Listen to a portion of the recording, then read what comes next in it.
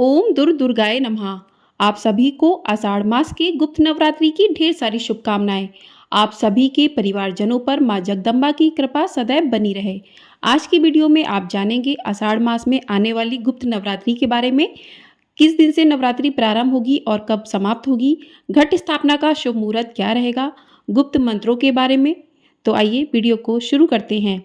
सनातन धर्म में मां दुर्गा के 9 स्वरूपों की उपासना नवरात्रि में की जाती है।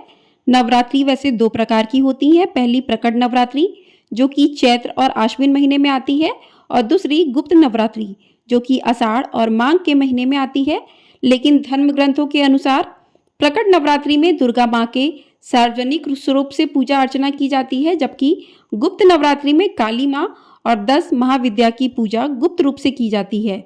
गुप्त नवरात्रि के 9 दिन तंत्र साधना से महाविद्या को प्रसन्न किया जाता है, लेकिन ग्रस्त जीवन वालों को गुप्त नवरात्रि में सामान्य रूप से देवी की पूजा करनी चाहिए। मान्यताओं के अनुसार आषाढ़ गुप्त नवरात्रि में किए गए कुछ खास उपाय से देवी प्रसन्न होती हैं।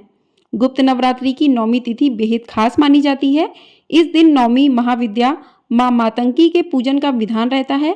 मां मातंगी की पूजा के साथ ही इस नवरात्रि का समापन हो जाता है, और मां मातंगी की पूजा से ग्रस्त जीवन जो है सुखमय होता है। और नौमी के दिन विधि विधान से पूजा तथा हवन भी किया जाता है, और इस दिन मां को हलवा और पूड़ी का भोग भी लगाया जाता है, और इसी दिन कन्याओं को खिलाया भी जाता है। तो आइए अब जान लेते हैं कि आषाढ़ मास में गुप्त नवरात्रि कब से प्रारंभ होगी और कब समाप्त होगी। तो आषाढ़ मास के शुक्ल पक्ष की प्रतिपदा तिथि से नवरात्रि शुरू हो जाती है और नौमी तिथि तक रहती है। तो साल 2024 में आषाढ़ मास की गुप्त नवरात्रि 6 जुलाई 2024 दिन शनिवार से प्रारंभ हो जाएगी और समाप्त होगी 15 जुलाई 2024 दिन सोमवार को। तो गुप्त नवरात्रि 6 जुलाई से प्रारंभ होकर 15 जुलाई को समाप्त हो जाएगी। प्रतिपदा तिथि प्रारंभ होगी 6 जुलाई शनिवार सुबह 4:26 से लेकर, और प्रतिपदा तिथि समाप्त हो जाएगी 7 जुलाई रविवार सुबह 4:26 पर। तो 6 जुलाई को प्रतिपदा तिथि शुरू होकर 7 जुलाई को समाप्त हो जाएगी। उसके बाद कलश स्थापना की बात करें तो कलश स्थापना का शुभ मुहूर्त रहेगा, सुबह का समय रहेगा 5:11 से लेकर 7:26 तक, और अभिजीत मुहूर्त रहेगा सुबह 11:57 से लेकर 12:53 तक। तो अभिजीत मुहूर्त जो है कलश स्थापना के लिए बहुत ही शुभ माना जाता है।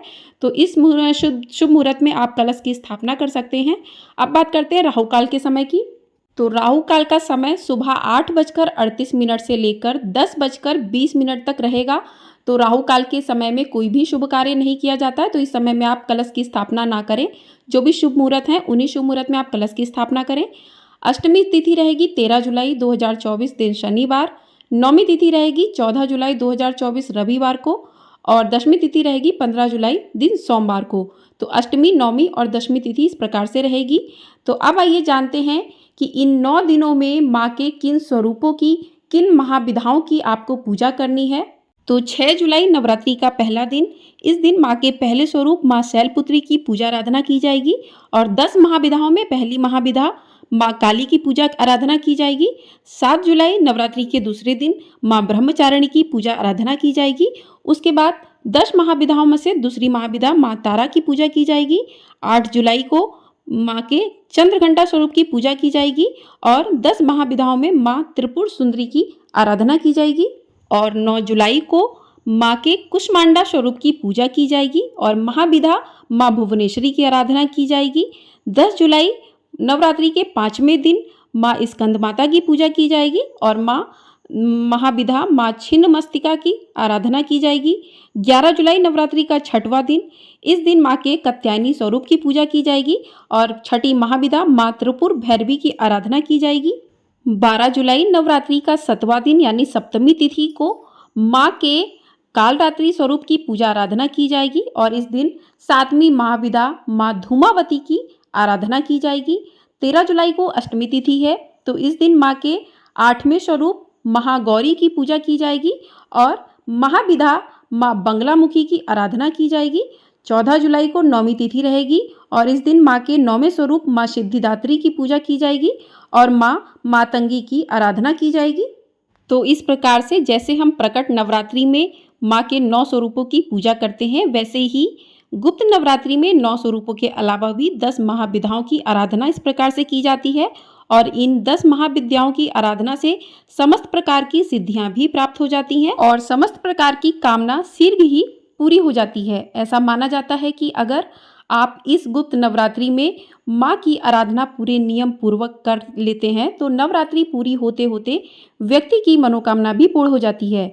लेकिन एक ही शर्त है कि इस गुप्त नवरात्रि में आप अपनी कामना को गुप्त रखिए। आपने जो भी मनोकामना मन में की है उसको आपको गुप्त रखना होगा।